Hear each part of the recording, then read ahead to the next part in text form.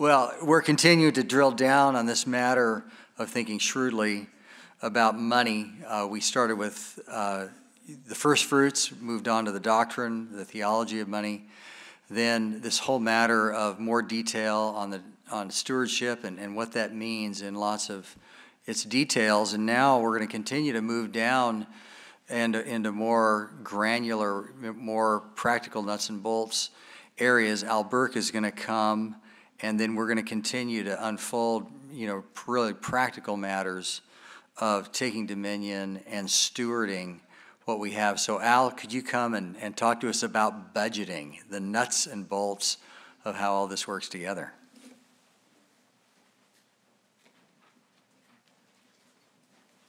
Thank you, Scott, and thank you, Kelly, for that excellent word on stewardship. Many of you have undoubtedly seen the movie classic, It's a Wonderful Life, starring Jimmy Stewart. In the movie, Jimmy Stewart's under a lot of pressure. He's suicidal, and though the movie is not doctrinally correct, sends Clarence the angel comes down from heaven to help him out. And Clarence is telling Jimmy Stewart how foolish it is to get so worried about money. And he says, we don't use money in heaven. And Jimmy Stewart says, well, it comes in pretty handy down here, bub. And I think that's where we find ourselves. The world functions on money. And as my brothers before me have pointed out, money itself is not good or evil, but it is used within the context of our lives and society. So I thought about coming up here and giving you some credentials. Why should you listen to me? I thought about telling you I have an MBA with a concentration in finance. And I thought, my real qualification is I was able to raise 11 kids through the teenage years, pay that grocery bill, and not file bankruptcy. I remember when I first realized that grocery bill was bigger than my whole salary when I first got married to Kim. So that was an eye-opening moment. I'm like, where is all this food going? But praise God, He allowed a way for me to feed those kids.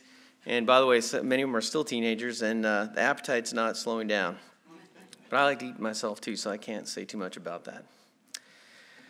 So I'm using the same slide template as Ash did, only in the spirit of friendly competition and also wanted to hold your attention. I threw $100,000 down here in the corner. So in case you guys are tempted to go to sleep, you can just focus on that money and try and count it. I also brought a really cool green laser pointer here, but it's going to mess the audio up, so I'll just use this to shoot you guys in the eye if you fall asleep. Yeah, you're welcome. Okay, so budgeting. Why budget? This is going to be my actual kind of the topic going to touch on. Some of these are going to get honorable mention. Some of them have a slide on their own. And we'll go into detail on some and not on others. But why budget? We're going to touch on that. We're going to touch on some tools you can use. Of course, the two keys to a budget are income and expense. We're going to talk about those. We're going to touch on tithing, which has already been well talked about by Ash. Savings, investing, debt, good habits over the long run. This is true with money. It's true with fitness. Small things done repeatedly give good results. Life insurance, that's an area that's often overlooked, especially by young people. It wasn't important to me when I was in my 20s. I wasn't thinking about myself dying in a car wreck, and fortunately I didn't.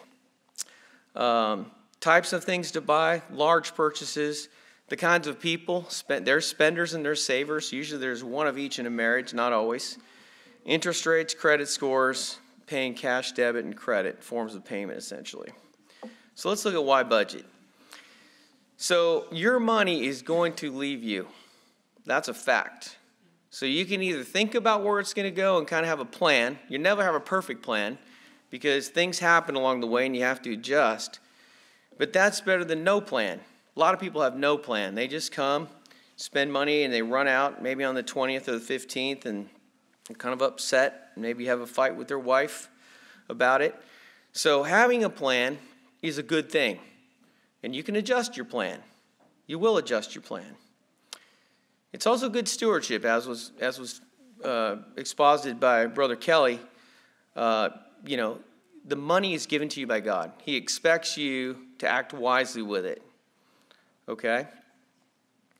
It's a stress reducer in marriage. A lot of problems in marriage occur with money. What did you spend it on? What did I spend it on? Why'd you buy that? Where'd it go? There wasn't enough. So these kind of things can be greatly reduced by having a plan and working together. Allow for adjustments.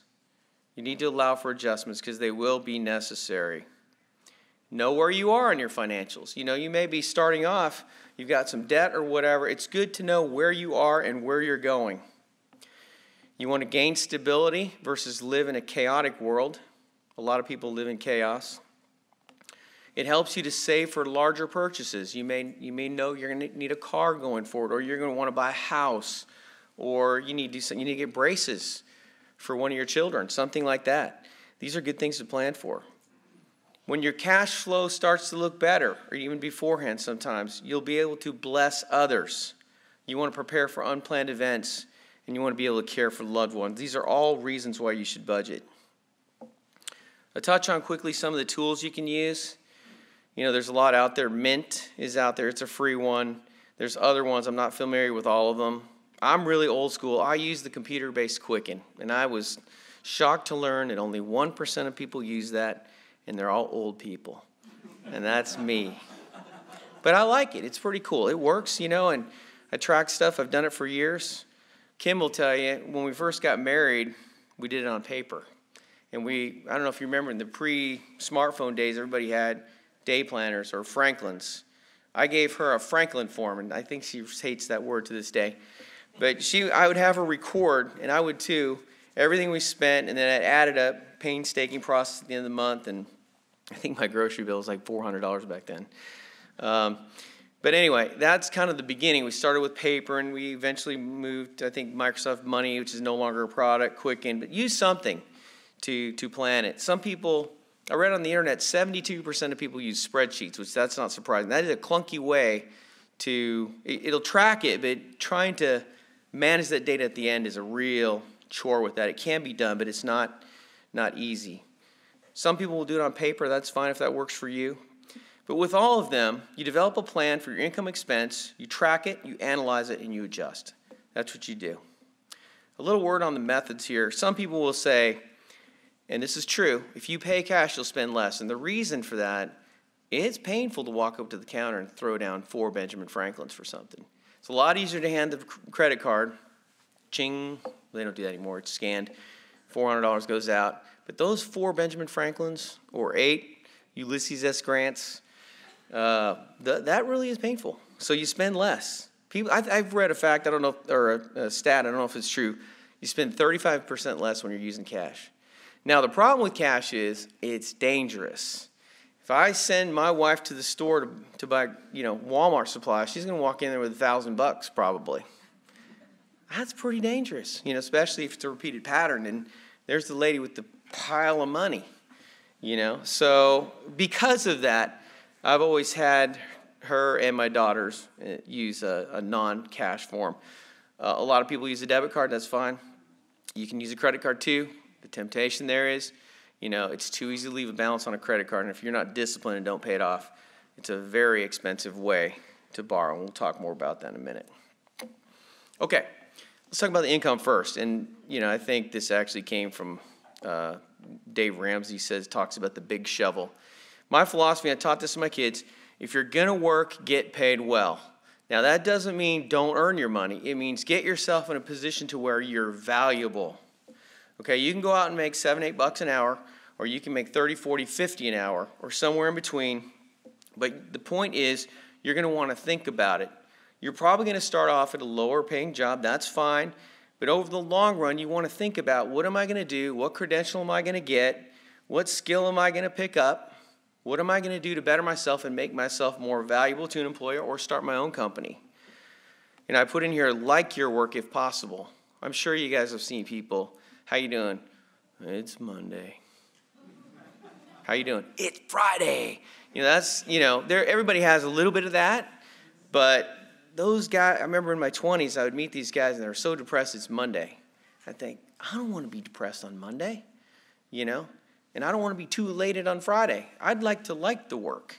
So to the extent you can, and I'm not, some guys put that in too high of a priority and they say, well, I got to like my work, whether I make money or not. No, you got to provide for your family. But if you're going to work, try and make some money at it and try and make it something you like. Now, any job that's great is going to have bad days. No doubt about it. And any job that's bad will have some pretty good days. But on average, you want to have something that you basically enjoy doing and that doesn't have too much drudgery associated with it for you. And that's different for every person.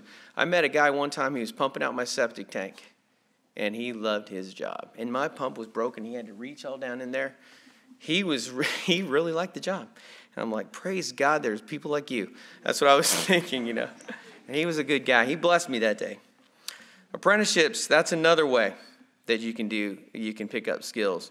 Credentials, that comes in all different forms. You know, today we have all kinds of computer science stuff going on, credentials with Microsoft, Cisco, cybersecurity. There's all kinds of stuff out there that can add value. If you're a project manager, you can get project management certifications and things of that nature. They have things out there called nano degrees. You know, they're small little studies, and you know, they're basically a small degree in something, data science or whatever. There's all kinds of interesting things out there you can get to increase your value. Again, have a plan for increasing income and kind of look at the next step. What would the next logical step be for you? And then I have here a thing on, think about the industry you're going into, a young man or a young person. You're going to go into a growth industry or mature industry. And I pulled this graph off the internet. And what this is trying to say is every business has a cycle. It starts off, loses a little money at the beginning, it ramps up quick, it becomes kind of a cash cow, and then over time it dies. Let's think about something like this. So, tires. When I graduated from college, I went to work for a tire company. Now, tires were a mature business. They had lots of competition. They had some cash. But they were fighting it out. They weren't in a growth industry, right? There hadn't really been anything happening since 1948 when they invented the steel belt. That was a big breakthrough. After that, it was just kind of figure out a way to remove a couple pennies from production. So after doing that for about 4 years and realizing that that wasn't really something that I enjoyed that much, I flipped over to cellular communications. And this was 1994. Cellular communications, I'll break the rule and use my green pointer, was right there. It was taking off. 10% of the people had a phone, and growth was 50% a year. It was an unbelievable change.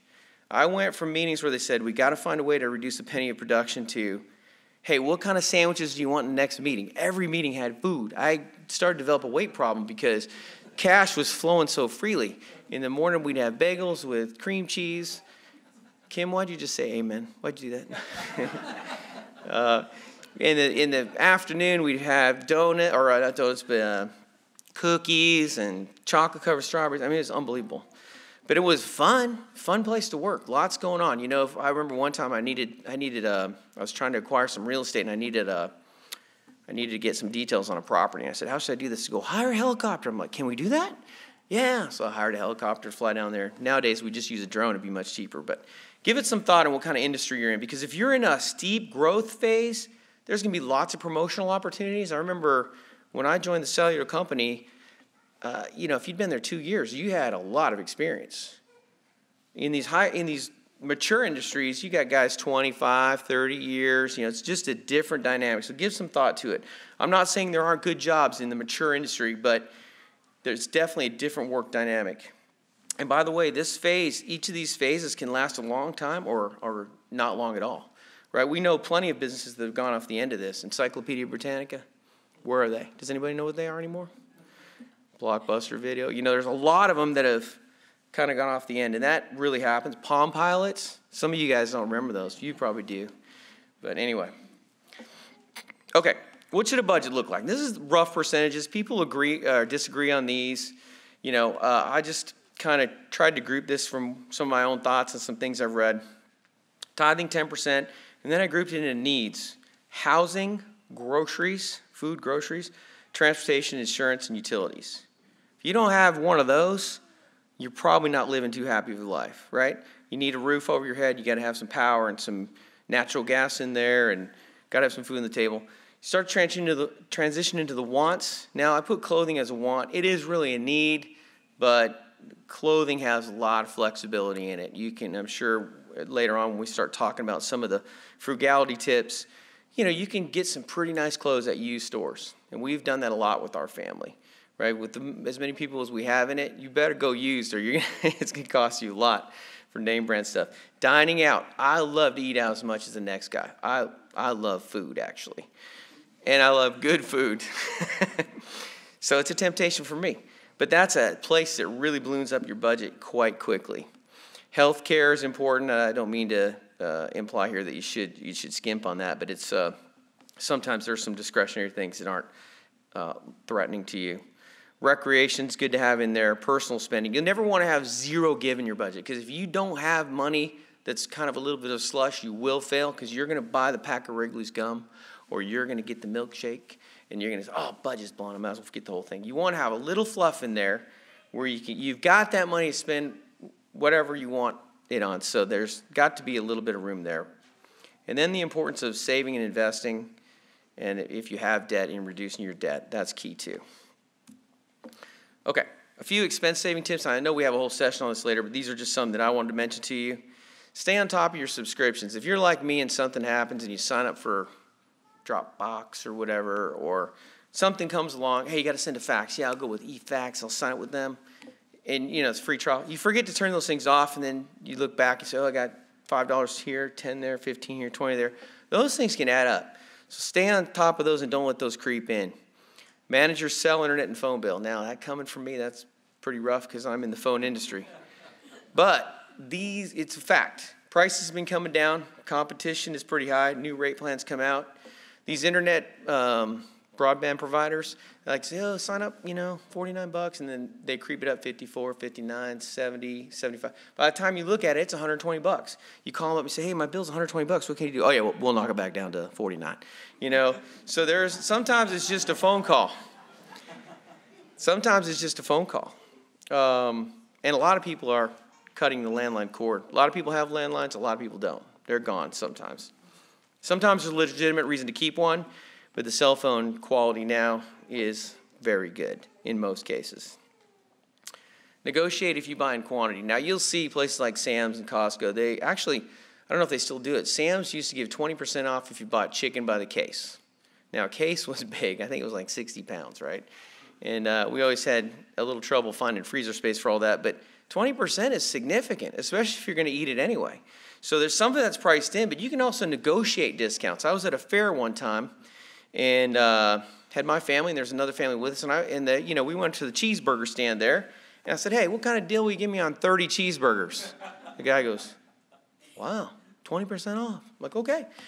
These things, sometimes you don't think to ask, but it happens a lot.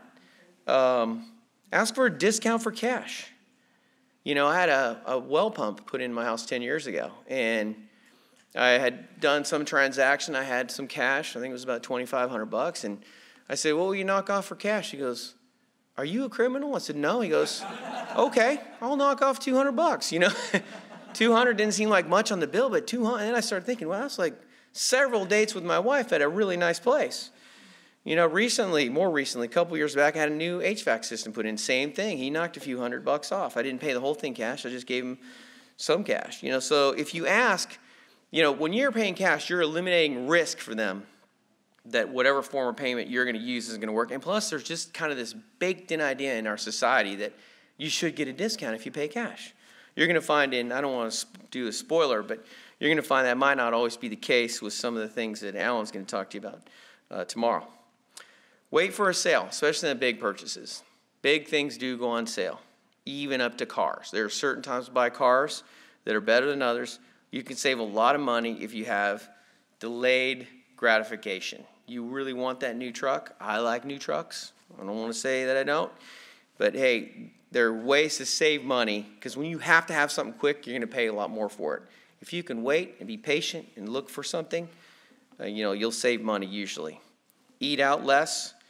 Shop for insurance. And this is an area I should have mentioned at the beginning. I'm not coming to you from a place of perfection. I've learned a few things over the years. I've implemented some of them very well. Others I haven't implemented very well at all. And this is one I'm not very good at. I don't shop insurance very well. But I know it's out there. I know you can save money on your homeowners if you check with other companies, save on your auto. There are ways to do it because those rates do vary a lot. Don't carry credit card balances. Credit cards are unsecured debt. We're going to talk a little bit more about that in a second. And their interest rates are high. I did a little research this afternoon. You know, a lot of them are in the teens, 15, 20. If you go to like a retail, 22, 23%. Hey, in Colorado, the law allows the interest to go to 45%. 45%. That's a big number. Consolidate debt. Now this I say with a great deal of caution, because what a lot of people will do is they'll spend more than they take in. They got the Visa card maxed out and all these other things maxed out, and they'll find a way to consolidate that debt, which will put the debt in some other form like a home equity loan. Then they'll start racking the credit cards up again. You don't want to do that. You want to change behavior and consolidate the debt as part of the procedure in order to get out of debt. Use coupons. Learn to do things at home that you would normally pay people for. I tried to work up a number on what we saved in haircuts. Kim has cut the haircuts of everybody in the family for the last 20 plus years, and that's a big sum of money. You know, if you think haircuts are $16, $20, whatever they are, that adds up. You know, so look at the things you do. Can you repair the things at your home? Can you do your own vehicle maintenance? Obviously, you know, there's a limit to what the regular person can do, but a lot of these things can be done and save money. Rarely buy new. I say rarely because there are cases when it might make sense. Use an HSA for medical. Now, this is a health savings account. A lot of employers offer these. You put pre-tax money in an account, and then all your medical comes out of there. And you can use it for, one of my favorite tricks is when the kids need braces, is I'll ask the orthodontist, okay, how much have I paid all up front? You know, and one orthodontist told me, I'll give you 20% off. 20% on $4,000 braces is large. Most of them give 5% or 6% or something like that, but it's still a savings. And it's in the HSA. You really don't notice it too much because it's there for medical, so it's not like it's part of your normal budget. It's a little bit separate. Don't buy extended warranties. Now, I know some people will argue with me on this, and they might be right. There are probably, actually, there's one case when I did it. I was buying a dryer, and I was at Lowe's, and they go, you want to send a warranty? I'm, nope. And Micah nudges me. He goes, Daddy, have you thought about how many more loads we do per week than the average person? I'm like, that's a good point.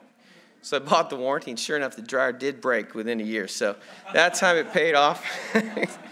But my general guidance there is those are profit, you know, those are profit things for the sale. For Lowe's isn't going to sell the warranty if they're going to make money on it.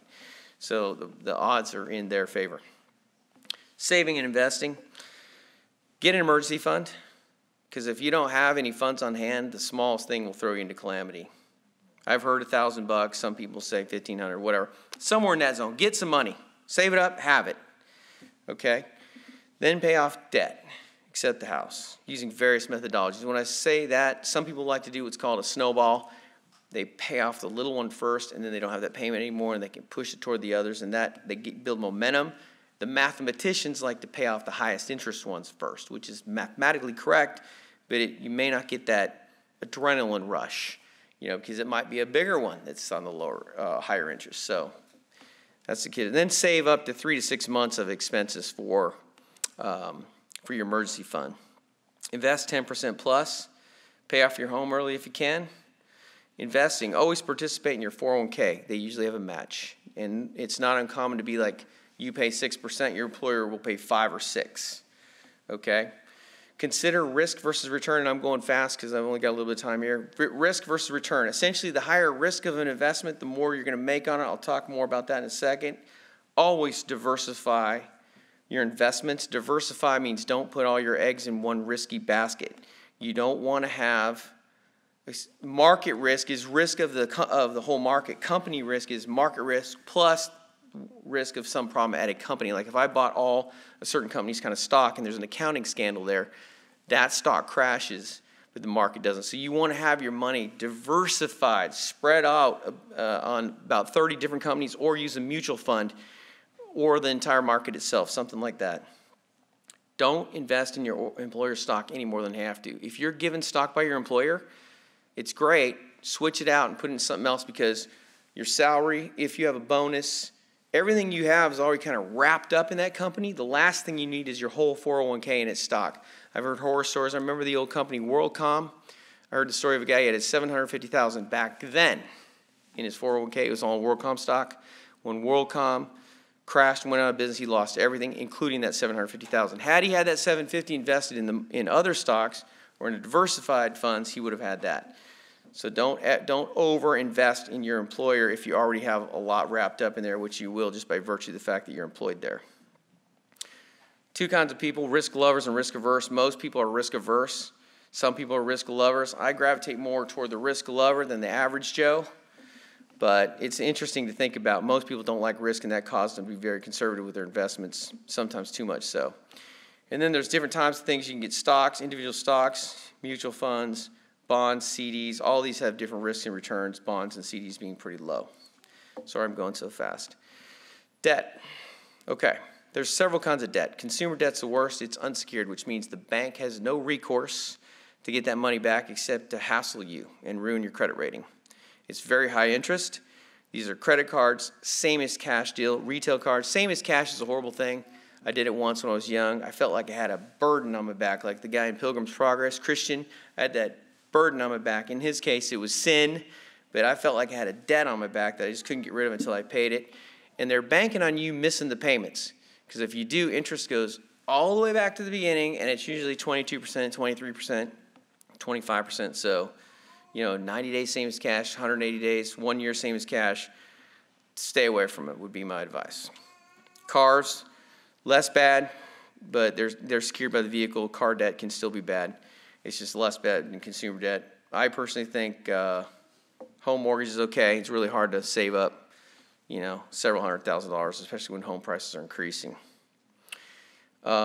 Then I talked about the two ways of paying off debt again, high interest first or snowball with momentum. Okay, you guys are probably familiar with this, but the whole credit market revolves around credit scores. This is basically how they're based.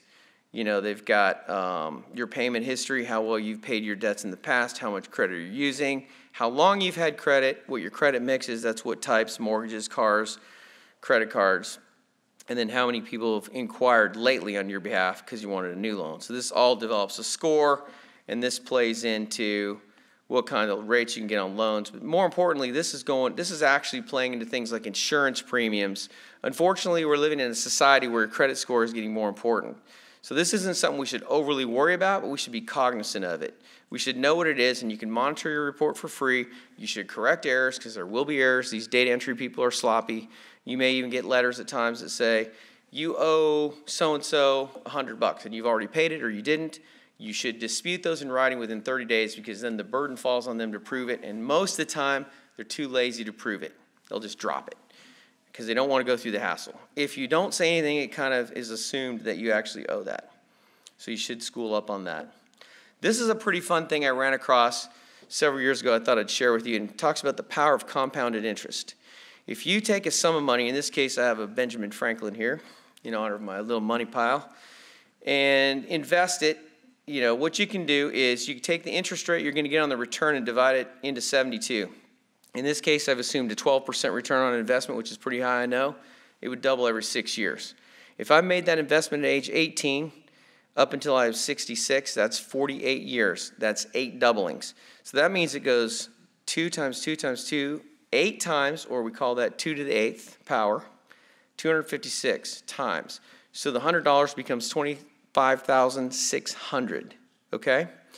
As a comparison, at 3%, it only multiplies by 4.13 times. In other words, it's $413. That's the power of compounded interest year over year. Okay? At 6%, it's $1,639. Some people will tell you the average rate of return on the stock market is 12%. Some will say 10. Some will say 11. It all kind of depends on how you look at it. But it's in that zone, but it's not stable. It doesn't go up that much every year. It has wild swings up and down. But over the long term, it usually goes up. I once heard Warren Buffett say, he goes, I don't have any idea whether the market's going to go up or down today or tomorrow. But over the long run, it's going to go up. and that's how he invests. He researches companies, he finds out where he thinks there's undervalue, and he invests for the long run. Here's the historical return of the stock market up in the upper right of this. You can see most of the time it's up, a lot of times it's down. On average, it's about here in the 10 or 12. This is interesting here, this graph on the left. This kind of reflects what kind of return you can expect if you invest for certain time frames. If you put in for 1 year, you might be up 60 or you might be down 40. On average, maybe up 10 or 12. If you do 3 years, your losses are a little less and your gains are a little less. In other words, any 3-year period between 1973 and 2016 gives you the probability of your outcomes, right? Notice when you get to 10 and 15 years, your probability of losing money is almost zero. That's because the markets are going to probably go up, absent of some other complete financial calamity that we don't envision. Here's the historical performance of the stock market on the left from 1983 to the present. On the right is the COVID-19 effect. This is 1 year. So you saw a 35% drop in the market. It's now back to parity. There was a debate on CNBC every day. Are we going to see a V? Are we going to see a U? Are we going to see an L? You judge for yourself. I think it's kind of a V. You know, it was a tremendous buying opportunity for those with cool heads. Okay, last slide, and I know I'm out of time. What do we spend our money on? I find it helpful to think about this. When I'm going to spend $1, I'm going to spend it on several types of things. Either an appreciating asset, mainly a house. Of course, it could be something else. It could be a Rembrandt, I guess. Whatever. It could be something that's going to go up in value. A house is great, though, because it keeps rain off my head and usually goes up. Not always. Could general rules, they go up. Depreciating assets, cars. Okay, and this is also most things we buy. TVs, if we buy TVs, espresso machines, you know, whatever it is. We buy them, they probably go down. We can sell them later, but not as much as we bought them for. Cars are particularly damaging because they are so large of an investment in their depreciation is so fast, at least initially, and we'll talk more about that in a future session. Consumables, food, paper towels, and so on. Of course, those are things, pizzas, they're gone as soon as you use them. You need them, though, but, you know, you can kind of balance that. And then servicing of debt. On more of the positive side, we have savings, we have investing, which we've talked about, and we have giving to the church, charities, and other people as you see fit. I think this is my last slide. Yeah. So that concludes my talk. Hopefully it's been helpful to you, and thank you for the opportunity to share this with you.